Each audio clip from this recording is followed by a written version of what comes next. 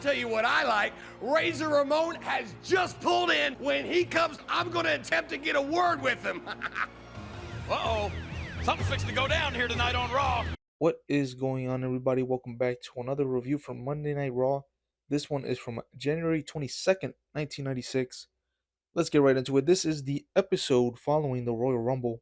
I made a mistake of not writing down my thoughts right after watching the pay-per-view, so I don't exactly remember the details of each match to remember what I thought of the pay-per-view.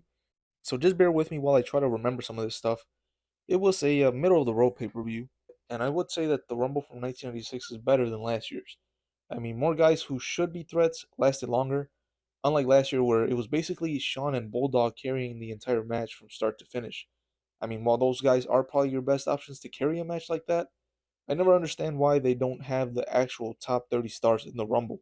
Instead, they have to throw jobber guys in there like Aldo Montoya or tag teams who have no business in the match just to fill up spots.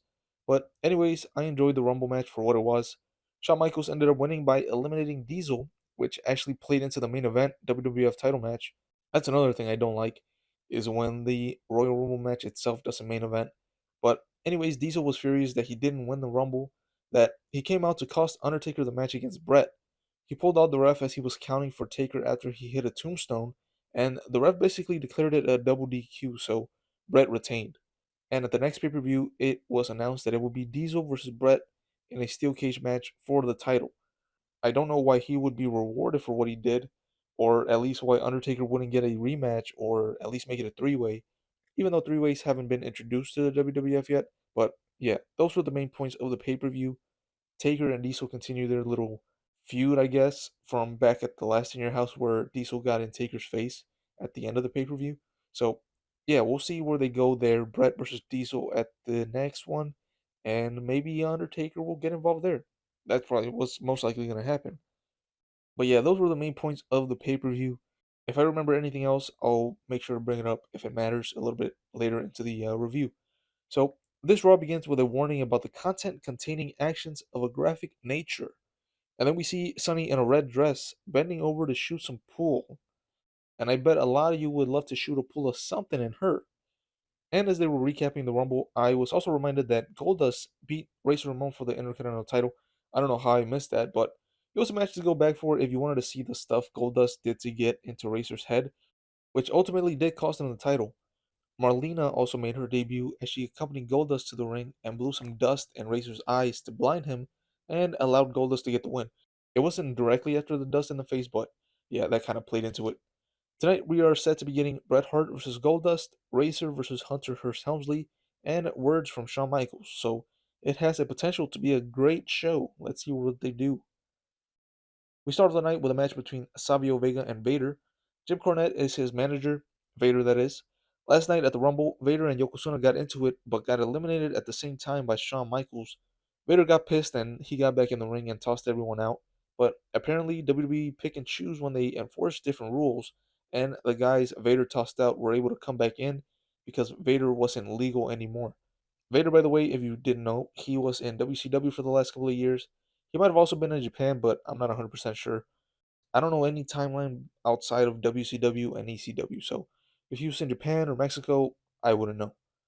And I'll be honest, any matches that I tried to watch from Vader in WCW, I wasn't a fan of, but I think that's more because I think WCW just doesn't know how to structure their matches. The wrestlers themselves book the match, I think, and when you do that, it can either be like the greatest match with all the spots that you can possibly think of, or it could just be a boring match that gets to whatever finish they want to get to. And I think that's what happened a lot with WCW and the wrestling matches that they had there. It was just a whole bunch of kicking and punching for 20 minutes, and then they just got to the finish, which usually ended up being like a roll up or a distraction finish. You never got like I can't think of any matches that ended in a way that you would think good matches would end, if that makes any sense. Anyways, Vader makes quick work of Savio Vega, and he gets the win after a Vader bomb. After the match, he gives Vega another Vader bomb. A referee comes out to help, but Vader grabs him and headbutts him and tosses him to the outside. Then another referee comes in, but gets a power bomb for his trouble. Gorilla Monsoon then comes out and gets in his face. He ends up suspending Vader, and of course, this gets him even hotter. Even though thinking about it, I don't know why he's hot because he started all of this by attacking the ref. It's not like he lost the match or got screwed over. But then Vader tries to get in the face of Monsoon, but Gorilla slaps him on the chest a couple of times, which wasn't a very smart move. Vader gets held back by Cornette, and as Gorilla Monsoon was checking on the referee in the corner, Vader runs into Monsoon and splashes him in the corner. Then he also hits a Vader bomb on him and takes out the president of the WWF. Shawn and Racer come out to the rescue, but too late as the damage was already done. Very interesting way to debut this guy. Already a big, big monster, and he's only been there 2 days. I'm hooked. Let's see where this goes, as we also see him in the back vowing that there is a war between him and the WWF. So next up, if you could follow that, we have Racer Ramon versus Helmsley, who comes out with a good-looking lady. Another thing I forgot about the Rumble was that the 123 Kid, aka the L Kid, was actually the real reason Racer lost the belt. Kid came out and hit him with a kick, and Goldust took advantage. In a split-screen video, DiBiase and the Kid tell us that they will stick a bottle and change the diaper of the crybaby Racer Ramon. Not looking forward to that, how that's going to play out, but getting into the match, Helmsley is in control. The Kid comes out and sticks the bottle in Racer's mouth. You could even see before this happened that Hunter mouthed to the ref, "Where is the fucking Kid?" I guess he was a little late on the cue there. Racer gets up and sees the Kid and chases after him, but ends up getting counted out. Racer gets back in the ring and tries to hit the Racer's Edge on Helmsley, but runs away with his lady friend. And he keeps his undefeated record alive, but he doesn't get a win tally because it was by countout. Match really wasn't anything to go back and watch. It was done more just to continue the storyline with Racer and the Kid. After that, we see something I don't ever remember being a thing.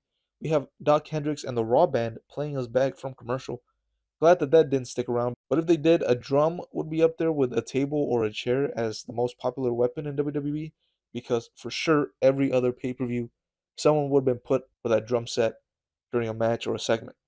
Then Shawn Michaels up next, comes out to get interviewed by Vince McMahon in the ring, says that he's going to take care of those 9 guys from Syracuse in due time. It's been about 30 years or so. I wonder if he ever did spin the block to get his get back. Shawn also brings up Owen Hart, and that allows Jim Cornette to come out to speak on his behalf.